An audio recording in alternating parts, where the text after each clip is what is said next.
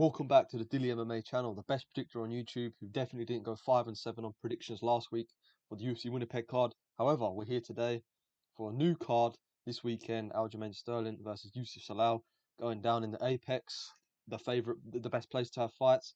So the card's okay, not gonna lie. Good main event, decent featherweight fighters, a higher ranked WMMA matchup in the bantamweight division, not too bad.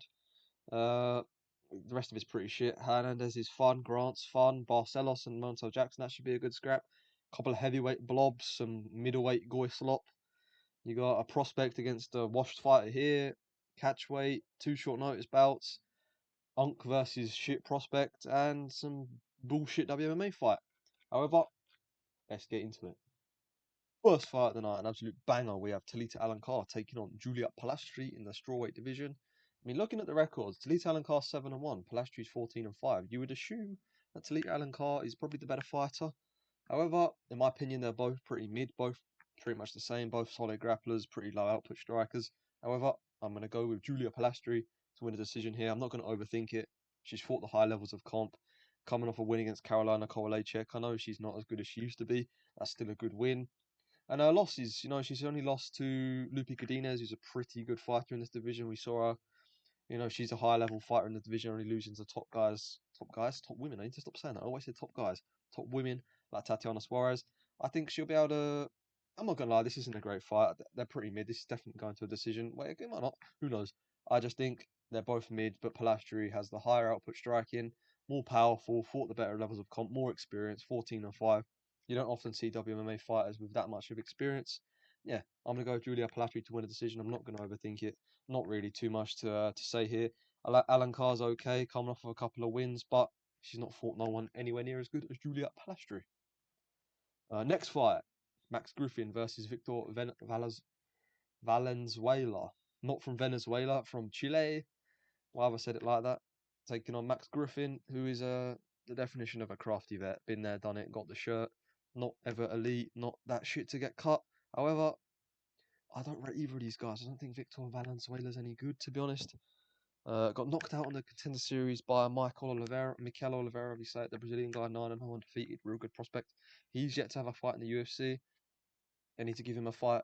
After that loss to Mikel Oliveira, Venezuela went out there on the regional scene, fought some random guy in some Korean promotion. Uh, Yazuku Kinoshita, however you say the name, that's probably not an accurate pronunciation. However, he was in the UFC before, had one fight, got absolutely destroyed by Christian Rodriguez. Was it Christian Rodriguez? No, that's the wrong guy. We'll get onto him later. He got in the UFC, had two absolute stinkers against Adam Fuke and Billy Ray Goff, getting killed in the first round. However, I'm still going to pick him to beat Max Griffin. I just don't rate Max Griffin. I can't pick Max Griffin to win a fight. Very low output, same as Victor Venezuela, but I think Victor Valenzuela would be too fast for Max Griffin. Honestly, this stinks of a decision, 29-28. Maybe Max Griffin can come on heavy late with the experience, but I'm going to lean to Victor Valenzuela, younger guy. Should be more hungry, should be hyped up for his debut, should come out there firing, looking for the finish. However, I don't think he's going to get it. I think Max Griffin is very durable. Always does enough to survive. See him against Chris Curtis last time out. Pretty boring fight, but he survived. Did all right. Yeah, give me Victor Valenzuela to beat Max Griffin. Not the best start to this card. However, I promise it gets better. Next fight in the lightweight division, Francis Marshall taking on newcomer on short notice, Lucas Brennan. If you don't know who Lucas Brennan is, he's a pretty solid grappler from Bellator PFL, who is 11-2, 25 years of age. Was 9-0 with nine first round, not first round, 9 rear naked choke finishes. So he's a solid grappler. Striking's a bit mid, just like Francis Marshall. With Francis Marshall coming off of a solid win against Eric Silva, but he's pretty shit on that Moreno versus Kavanagh card. However, I'm still going to pick Francis Marshall to beat Lucas Brennan. I don't know, to be honest. Brennan could shock the world, get an upset win and get a submission over Francis Marshall. Solid grappler himself. We know we've seen Francis Marshall have problems in the grappling. Defensively, we know Isaac Dolgarian absolutely destroyed him, took him down, just nasty ground and pound. Lucas Brennan could replicate that. However, due to it being on short notice, all the circumstances against Lucas Brennan, the first fight in the UFC nerves. I know it's not like it's a sold out arena, it's the Apex, but I'm still going to lean towards Francis Marshall getting it done. I think he's shown improvements as of late. Obviously had that fight against Myron Santos where he arguably won. Then had some time off, went out there, destroyed an Unk not prospect, an Unk Eric Silva. I'm picking Francis Marshall to get a round two submission over Lucas Brennan, maybe a decision. I think it'll be a pretty low output fight. Both guys are predominantly grapplers, but yeah, give me Francis Marshall. Next fight, another short notice, but this time a catchweight bout. Rafael Filho taking on Cody Durden. This will be in the bantamweight division. Both guys obviously flyweights, but Cody Durden's not short notice. As Lucas Rocha pulled out, that would have been a tough fight for Filho, but I'm still going to go with Rafael Filho to beat Cody Durden. I don't rate Cody Durden. Modern day Cody Durden is shit. He never really was incredible anyway. However, he's on a 4-fight losing streak, losing to Numban Durrell. Alan Nascimento is a real prospect. Jose Ochoa, who was booked to fight Filho, I'm pretty sure. Josh Van, Bruno Silva, Tagir Lembekov, and many others. But they're all good prospects, higher level fighters. Jaffa Filho hasn't reached that yet. However, I'm still going to pick Jaffa Filho to win a decision here. I think the grappling advantage, it's not like Durden will be able to out-grapple him. Jaffa Filho is a pretty high output striker as well. Brings a good pace, trains at a good... I don't think he trains at shooter box. I could be wrong. I know he trains from Brazil because he fought Nascimento. I don't think he trains at shooter box. Solid gym, solid fighter, showing improvements every fight. Coming off of a round one... Is he? Yeah, coming off a round one Kimura against Clayton Carpenter, I'm pretty sure. He was obviously in camp for a fight on this card, so he's going to be pretty fit. The lack of weight cut, 10 extra pounds, he hasn't got a cut. That'll do him good. I think he'll be fully prepared, fully trained, fully fit. Lack of a weight cut. I'm going to pick Jaffa Filho to beat Cody Durden by decision. Let's be honest, I'm pretty sure Cody Durden got cut. And he's just doing this to try and save his contract. They may give him another fight, they may not. But I understand your game, Cody Durden. However, I'm going with Jaffa Filho. I really like Jaffa Filho. Next fight in the women's bantamweight division, Mayra Bueno Silva taking a big step down against Michelle Montague. I'm not really sure how you say that. She's a good prospect herself, getting a big jump up, well deserved. Dominant win in her contender series in her debut on UFC Perth. I'm pretty sure against Luana Carolina. If you don't know Luana Carolina, that's the Molly McCann victim who she's spinning elbowed. Michelle Montague dominated her, won a decision. However, round one was a bit dodgy, but a big step up against the former title contender Mayra Bueno Silva, who looks like absolute shit in her last 3-4 fights against Cavalcante, Jasuda Vicious, Macy Chiasone, Pennington for the belt. She looked arse. However, they're all good fighters, highly ranked in the division. Michelle Montague is not. However, I'm still going to pick Michelle Montague. Could have problems here on the feet, but I favour her to win here. Incredible grappling background herself. Before her last fight, won all 6 fights before that by a rear naked choke. She's a really good grappler, trains at ATT, a top gym. One of the main training partners of Kayla Harrison. And I think she's going to get it done over Mayra Bueno Silva. A fighter on the decline, pretty shit on the feet. Solid grappling, she's solid everywhere. She's just like your average WMA fighter that can defend the takedowns. Mid on the feet. She just goes to decision every fight. I do favour Michelle Montague. I think she's gonna get a submission in the second round or a decision. I'm picking Michelle Montague to beat the washed former contender Mayra Bueno Silva. Bit risky though, as she's pretty dodgy on the feet. Luana Carolina are in some suspect positions, but I just think she's on the major decline. Could get a big upset, but I'm going to pick Michelle Montague to reach the rankings and up, get the biggest win of her career. Next fight. Wow, what a fight. Jackson McVeigh versus Cedricus Dumas. Fucking hell. Wow. Mid v mid. However, I'm leaning towards Cedricus Dumas. He's got the UFC experience, fighting for his contract. Both of them probably are. I want to see the loser get cut. I mean, he may be an absolute arsehole and a horrible person outside of the cage, but he's not actually that bad. You know, he is, but he isn't. Look at the guys he's losing to. Mikhail Zaychuk, Nursultan Rizaboyev, obviously Zachary's got kicked in the dick. You could say the same for Jackson McVeigh, to be fair, only losing to Bruno Ferreira and Zachary Reese as well. But I just think Cedricus Dumas is going to win. He's more physically imposing on the feet. He'll back Jackson McVeigh up, land the strikes. Body, head, he's pretty rangy, got some solid kicks. We saw him in his last fight against Dante Johnson, give him some trouble in the first round, and I think Cedricus Dumas will get a second round TKO against Jackson McVeigh. I mean, I could be wrong. You can never really predict Cedricus Dumas, but I do favour him to beat Jackson McVeigh. Jackson McVeigh is bigger than Cedricus Dumas, but I think Cedric Dumas is too fast, higher output, and will beat Jackson McVeigh. Yeah, not really much else to say. This could go either way. Very untechnical fight. Who who the fuck knows? I'm gonna side with Cedric Dumas though. Both these guys are incredibly mid and probably should be cut, but give me SD to beat Jackson McVeigh. Wow, what a fight. Rodolfo Vieira versus Eric McConaughey. This is your typical grappler v striker. Rodolfo Vieira, obviously incredible BJJ accolades. However, it has not been smooth sailing for him in the UFC. We saw his last fight against Bo Nickel. He got head kick KO'd by the Nickel. Not a good look. Before that, he beat Tresean Gore. Not a bad win. I mean, his wins in the UFC are pretty shit. You know, massive BJJ accolades coming over to the UFC. Your best wins are Tresean Gore, Cody Brundage, and Dustin Stoltzfus. Not the best, however. I do favour him to beat Eric McConaughey. I think the grappling will be far too much for Eric McConaughey. In the UFC so far, he's not fought a grappler anywhere near the level of Rodolfo Vieira. Obviously, losing to Bangtango Susakaev in your last fight isn't that embarrassing, but Susakaev is not a good grappler, really. Solid striker, just, you know, McConaughey had nothing for him on the feet. And yeah, I'm going to pick Rodolfo Vieira to submit Eric McConaughey in the first or second round. Early finish for Rodolfo Vieira. I think he's levels above him in the grappling department. And that is probably the end of the UFC run for Eric McConaughey. Now, we will always remember that war against Cody Brundage. Yeah, give me Rodolfo Vieira by submission against Eric McConaughey. Next up, heavyweight fight. Now, this is just like Vieira and McConaughey, your typical striker v grappler. Buchecha is literally a heavyweight Rodolfo Vieira. Incredible BJJ accolades. Done fuck all in the UFC. You know, he lost to Martin Bidet. Why did they cut Martin Bidet? Solid guy. And drew with Kennedy Nzechukwu. Not a good look, but I do favour Ryan Spann to get a TKO of Marcos Buchecha. Ryan Spann has been in there with some of the best light heavyweights in the world. Moving up to the heavyweight division, I think he's going to have that lighter man skill. However, I'm worried for him if he gets taken down early.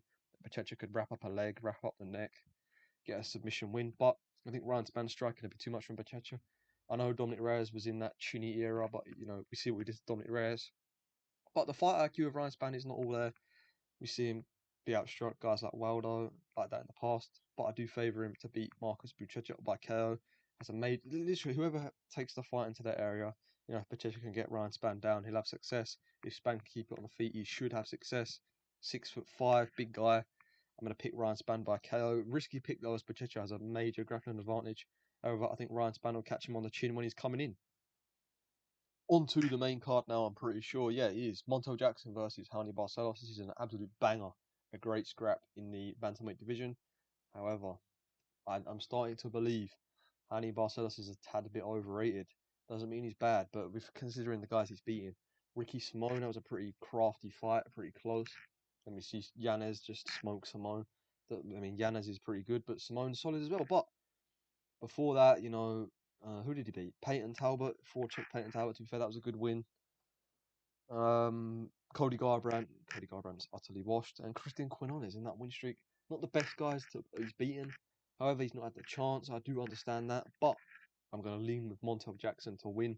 All that hard work for Raoni Barcelos, but I think he's a better striker who can control the range. He's bigger than Barcelos. Low kicks will be heavy here for Montel Jackson.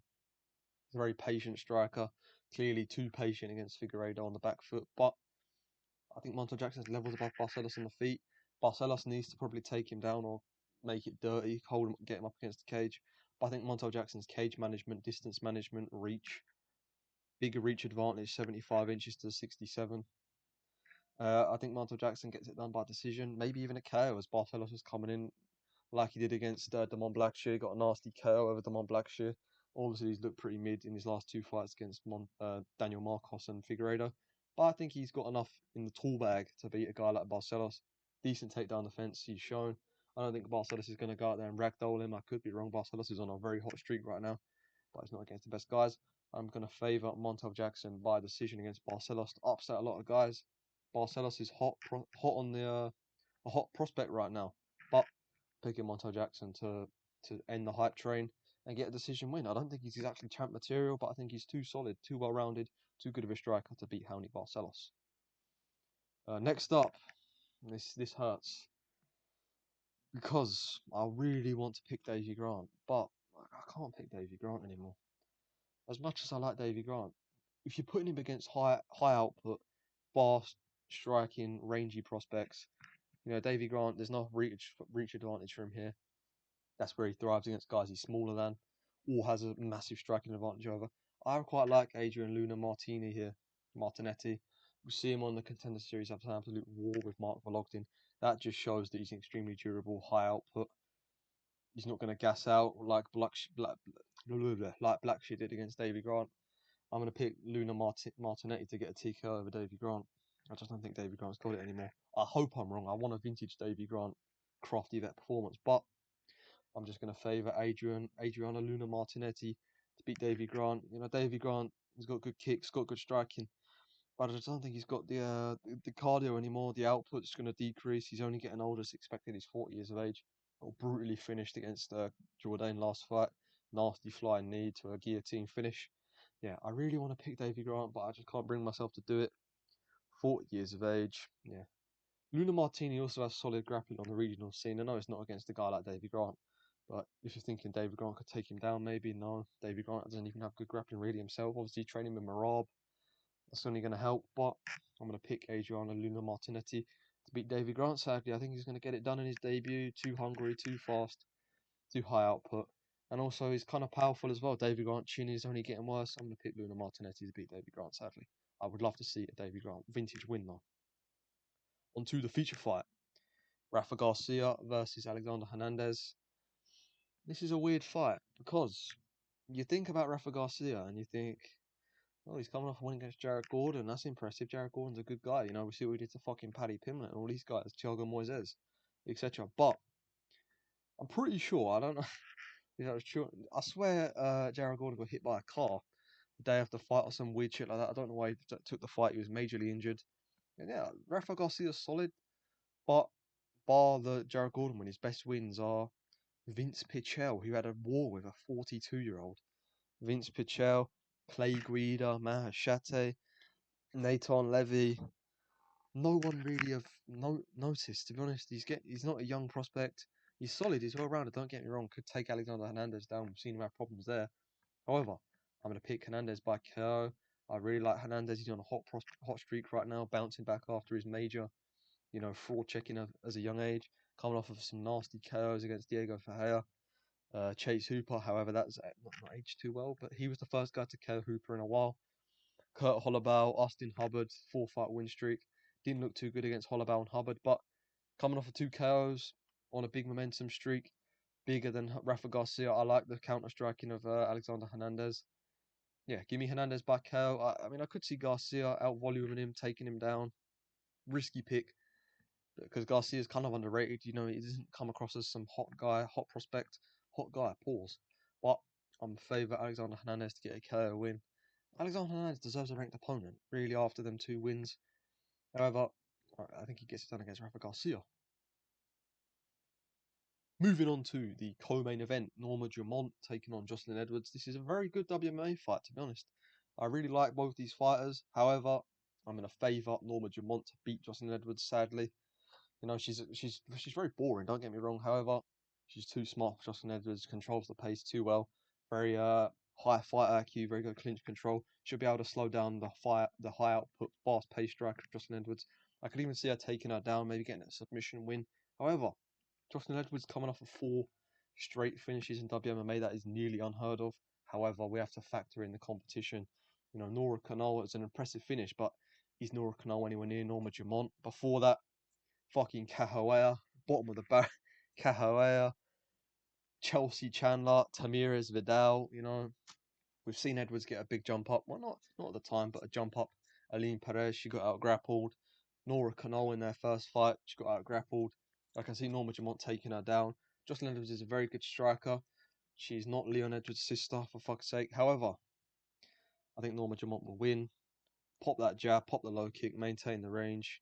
I mean, Jocelyn Edwards has a bigger reach advantage, and she's the bigger fighter, to be fair. But I think Norma Dumont will just hold her up against the cage, look to get the inside trip, get the takedown, pop her off with a jab. You know, she's not going to throw nothing too crazy. That's just what she does. You know, this is what she does. Very boring, but she's high level. She would have got a title fight if she was not as if she didn't put on a terrorist performance versus Ketlin Vieira. Is that her name? The big Brazilian woman, Vieira. She would have probably got a title fight. However, I think she stops the hype train of Jocelyn Edwards. I would like to see Jocelyn Edwards get a KO because she's a finisher. That's what it's going to take to beat Kayla Harrison. Norma Dumont isn't going to beat Kayla Harrison. She does what Kayla Harrison does, but worse. Harrison will just ragdoll her. She's very masculine. However, I don't think Kayla Harrison will stick around long enough to fight any of these women. She's probably going to fight Nunes and Dip. That weight cut is far too much for her. However, Norma Dumont will beat Jocelyn Edwards. I hope I'm wrong because Edwards is a more fun fighter, but I favour Norma Dumont. You know, battle of the cake here. However, Dumont will be superior. On to the main event: Aljamain Sterling versus Yusuf Salal. This is a very, very close fight, and I've been tossing and turning ever since it got announced. 1 week I thought Zalal was going to win. 1 week I thought Aljo was going to win. However, I'm going to lock in my pick now. I'm picking Aljamain Sterling to win by decision or submission late in the rounds as Zalal gets tired. I just can't not pick Aljo. You have to factor in the competition he's fought, the competition Zalal's fought. I mean, that doesn't always work. However, Aljamain Sterling was arguably seen as the bantamweight GOAT, moved up to featherweight. Yes, he's had some stinkers, just he didn't really ragdoll him, just outgrappled Keita for 3 straight rounds. That's a boring fight. Then had his fight with Evloev, very, very high technical, very high skilled wrestling fight. Both guys got each other down. Also, Evloev's going to fight Volk next. That's what I'm saying. He had close fights with the guy that's about to fight the champ. Then obviously lost that. Just had a very boring fight against Brian Ortega. However, I think that's exactly what it's going to look like again. I think Aljo will be able to get Zalal down. Zalal's got a solid grappling game, but he's not fought a guy like Aljamain Sterling. Yes, you fought Tapori and had some success, but that is not the Ilia Tapori of nowadays. I'm favouring Aljamain Sterling to win by decision. I think his grappling pressure will be too much for Yusuf Salal to Aljamain Sterling is actually an underrated striker. People are going to think that he's just because he lost to Sean O'Malley. Sean O'Malley's arguably the best striker in the bantamweight division. I don't think Zalal will be able to get near him on the feet. Too defensively sound. I think Aljo will back him up, shoot in, get the takedowns, have good control, threaten a submission. Zalal might get back up to the feet. But Aljo likes that in the clinch and against the cage. Knees to the thigh, knees to the body, crafty elbows, a couple of jabs to the head. Yeah, I favour Aljo to beat Yusuf Salal. Yusuf Salal's on a hot streak. For the division, it'd probably be better if Yusuf Salal can go out there and get a highlight reel KO. Then you've got another contender that's fun, exciting. But featherweight is so stacked right now. Honestly, if Yusuf Salal goes out there and gets a first round KO over Aljo, he probably doesn't even get near when he probably doesn't even get a title elimination bout. You've got Vallejos, Lopez, Steve Garcia, Nathaniel Wood. No, I'm joking. But featherweight division is stacked, but I'm going to favour Aljamain Sterling to ragdoll Yusuf Salal, maybe get a sub. But yeah, I don't think. Yeah, that's what I think. Let me know what you guys think. Drop a like, subscribe, all that good stuff. And thank you for watching.